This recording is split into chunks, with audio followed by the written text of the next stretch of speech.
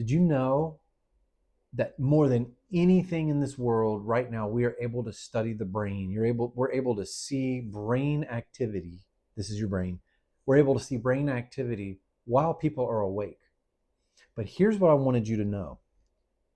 When our brain is operating at full optimal efficiency, like thinking on healthy thoughts, thinking on things that are true, noble, positive, praiseworthy, those kinds of things cause our brain to light up like a kaleidoscope. It's colorful, the blood flow is rich, it's working at its optimal levels, right brain, left brain working simultaneously. That's us living in a state of homeostasis, balance, or shalom. That's a place of well-being. But once shame, especially toxic shame, enters the brain is relegated to one singular instrument. When I say instrument, I want you to imagine if the brain is a symphony, all of the working instruments working together in beautiful harmony to create music. As soon as shame enters the room, we're relegated to one instrument. You know what I think of, and I can't help it, is Squidward playing his thing out of tune. That's what our life feels like when we're walking around in shame. It's the signals we send out to others, and it's how we will perceive ourselves. It's like Squidward playing his thing out of tune. But when you have your brain operating in a state of love, approval, and acceptance, or in a healthy fashion, when you feel like you're connected to people in a connected state, your brain is in harmony. So, if you're more like Squidward than you are connected, let me give you an exercise that you can do that might help you.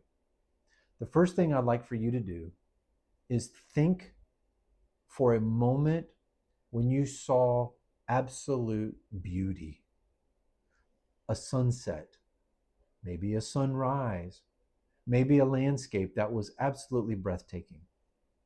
Now just think about that for a second. And as you do, as you meditate on that, your brain will begin to come back. Now, if you think of yourself and you immediately go to Squidward, I want you to think of yourself at a time when you sat and felt or experienced or sensed the presence of the divine. Maybe you were inspired in a song. Maybe it was in a time of prayer. Maybe you were driving and you really sensed the presence of Emmanuel, God with us. When is a time that you can think about when Jesus was in the room?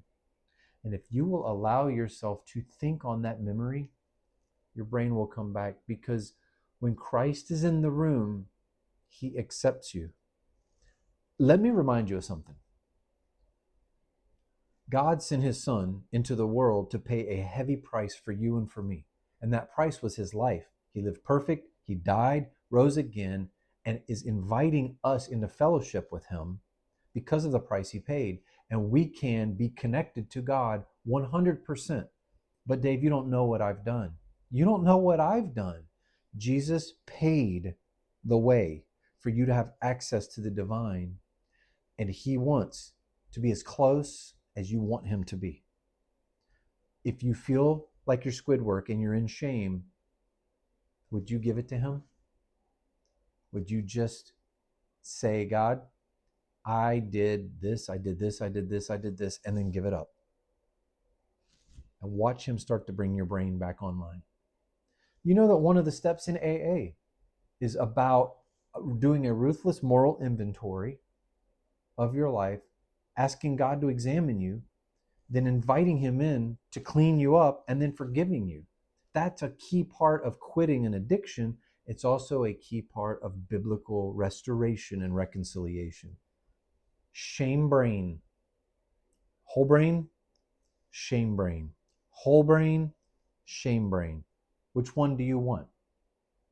Shame incubates in isolation. It can't stay that way in community when people see you, know you, and love you. Let's have a shame-free brain.